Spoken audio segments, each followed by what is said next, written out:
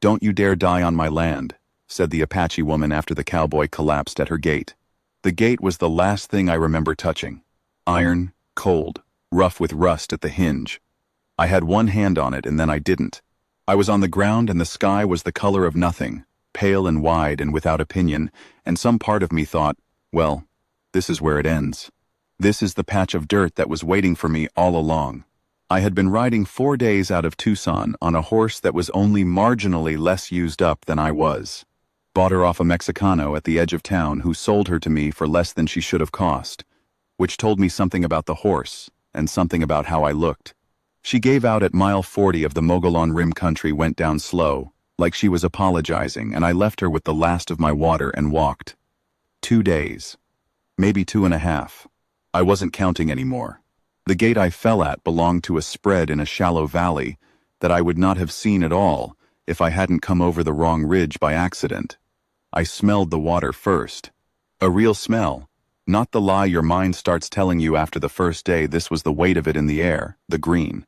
I came over that ridge like a dead man walking toward a sound he doesn't trust. And there it was. The valley, the creek bending through it, a house with its back to the rock wall and a garden and a gate. I made the gate. That was the last I knew for some while. When I came back, I was inside. I knew that before I could see anything because of the ceiling low, close, the smell of dried herbs and wood smoke and something else.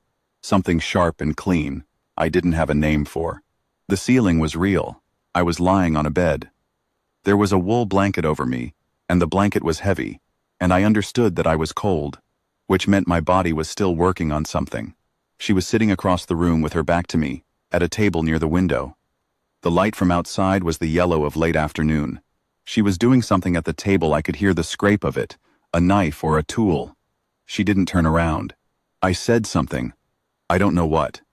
My mouth was dried out, and whatever came out of it didn't resemble a word. She turned then. I'd put her at about 50. Apache, that was clear. The set of her cheekbones, her hair, the way she wore herself. She had on a calico shirt faded to a blue that used to be darker, and her hands, when she turned to look at me, were a worker's hands, knuckle-hard, stained with something dark under the nails. She looked at me the way a person looks at a fence post they're deciding whether to replace. "You're not dead," she said. It wasn't relief. It was information. "No," I said. "You were close." "I know." She got up and brought me water in a clay cup, and I tried to hold it myself, and she let me try for about 2 seconds, and then she just held it, and didn't say anything while I drank. The water was cold enough to hurt. I didn't care. "You came over the North Ridge," she said, when I was done. "I didn't know there was another way. There are 2 other ways. Both easier." "I didn't know that either." She looked at me. Not with softness, but not without it either. Something in between, the way a good doctor looks at a wound, seeing it plain, not flinching, already thinking about what comes next. "You need to sleep," she said. "Tomorrow I'll need to change what's on your foot." I looked down at my foot under the blanket. I hadn't known anything was wrong with it. She told me I had a blister that had gone bad. I'd been walking on it so long I'd gone past feeling it. She said some other things I don't remember. I was already going back under. "My name is Will Castor." I was 61 years old that autumn. Though I'd stopped thinking much about age by then. The way you stop thinking about a wall you've been walking alongside so long. It stops being a wall, and starts being just the way the world is, on one side of you. I'd had a good run of years once. Ranched down near the Gila, ran cattle, built something that took a decade to build. My wife Nora was there for the building of it. She died in the winter of '88 fever. Nothing dramatic, just a fever that didn't leave, and 2 years later, I sold the ranch at the price a man gets when the other man knows he doesn't want to be there anymore. Which is not a good price. After that, I did what men in my condition tend to do. I moved. Not toward anything in particular. I broke horses in New Mexico for a year, then drove a freight wagon for a company in Albuquerque that I didn't like working for. Then I was a deputy in a place I won't name for about 8 months until I had a disagreement with the sheriff that ended my employment there. Then I drifted. This is the cleaned up version. The real version has more whiskey in it, and more nights in places I shouldn't have been, and a kind of gray feeling that settled over me around year 3 and never quite lifted. I was headed nowhere specific when I ran out of horse. I had maybe $40. I had no people anywhere who would have noticed whether I'd turned up or not. That was the man who went through her gate head first. Her name was Runs Clear, though she told me that was an Apache name, and her other name, the one she used for dealing with the agency and such, was Clara Runs Clear, all one word, because that's what the man at the office had written when she'd said her name. She said this without bitterness. That's the way things were, and she knew the way things were. She had been on this land for 12 years. Her husband had come here from the San Carlos and filed on the land in the early 1880s, during the brief window when such a thing was permitted, and he had built the house and dug the irrigation channels from the creek and planted the first garden. He died of a chest sickness 7 years ago and left her the land, the garden, 2 mules, and a legal situation that she had spent those 7 years defending from neighbors and from the agency who thought a woman alone on good irrigated land was a thing to be corrected. She had not been corrected. She was still there. The valley was small, maybe 40 acres under cultivation, good grass for another 30 along the creek. She grew corn, squash, chiles, kept goats. She sold what she could to the trading post 12 miles east, and she kept the rest, and she had worked out a way to live on this land alone that did not depend on anyone else, which I could see was not accidental. She had built it carefully. That independence, the way you build a thing you know you're going to need. I learned all this slowly, over days. She didn't offer it in a sitting. It came out in pieces, at meals, in the quiet work hours when we were both doing something with our hands, and the talking happened sideways, the way it does when you're not looking at each other. I was on my feet by the 3rd day. Wobbly, but on them. She watched me from the garden while I walked to the creek and back, and I could see her watching without making a point of it, gauging my range like she was deciding how much of a problem I was still going to be. "You can have the shed," she said, when I came back. "It's dry. I sleep in the house. I'll work for my keep," I said. That was already assumed. The shed was a solid structure, better than half the hotel rooms I'd slept in the past 3 years. She'd put a cot in it and a lantern, and there was a wood stove in the corner that I got burning that first night, and which I became very fond of. Outside the shed door you could hear the creek over the rocks, and after Tucson and the road and the walking, that sound felt like something I'd been owed for a long time. I was careful those first weeks to be useful and not be a burden, and not crowd her. I could see the shape of the life she'd built, particular, solitary, self-sufficient, and I understood that I was an intrusion into it, however necessary an intrusion she'd decided I was. So I worked. I fixed the gate I'd collapsed on, which needed a new hinge pin and some attention at the base where it had been pulling loose from the post. I repaired a section of the irrigation channel that was bleeding water into the wrong field. I replaced 2 fence posts and restrung the wire between them. I found a problem with the roof on the goat shed, 3 boards warped and letting rain through, and fixed it before the next rain came, which she noticed but didn't comment on. In the evenings, I generally stayed in the shed unless she called me to eat, which she did most nights, setting a second plate without ceremony, sometimes without speaking at all, just setting it down and sitting across from me. And we would eat, and sometimes we talked, and sometimes we didn't, and both were fine. She cooked the way she did everything precisely, without waste, without fuss. Corn stew with dried chili, roasted goat, beans and flatbread. I ate everything she put in front of me like it was the last meal on earth, and she noticed, and didn't say anything about it. But once, just once, at the end of my 2nd week, I caught a look on her face when I finished a bowl, and held it in both hands, a moment without thinking. Not quite a smile. Something that went and came. The first real conversation happened about 3 weeks in. It was a Sunday, cool, the light coming in sideways through the gap in the valley walls, and I was mending one of the mule's harnesses where the stitching had gone. She came and sat on the fence rail nearby. I knew she was there and kept working. After a while she said, "You had a ranch once. It wasn't a question." I looked up. "How'd you know that?" "The way you walk the property. You count things as you go. Irrigation, fence line, feed, you count it, without knowing you're counting." I didn't say anything to that. Where? She asked. Gila Valley. Good land. It was. Another while. I pulled the thread through and bit it off. Wife? She said. Nora. Died in '88. She was quiet for a moment. Mine in '91. She said. We sat with that for a while, the way you can when you're not strangers exactly, but not friends yet either. Somewhere in the middle, where the grief can be named without ceremony. The land, I said. The agency been back? Last spring. A man from Prescott with a paper. She said it flat, already past the emotion of it. I have my own papers.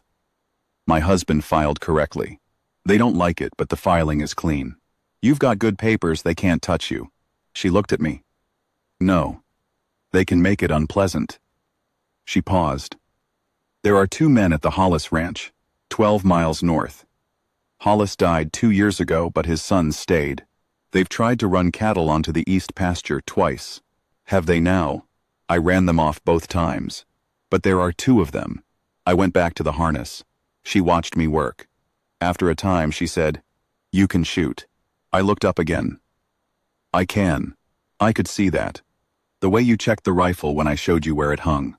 She'd shown me the rifle, a Winchester, well maintained on my second day, when she'd shown me where the tools were, and where the feed was, and where she kept the lockbox with the papers. She hadn't shown me how to use it. She'd just shown me where it was. I understood now what that had been about. If they come again, I said. When? She said. They came the 2nd week of October, on a gray morning with the cold already in it. I was at the creek checking the channel, and I heard the dogs first.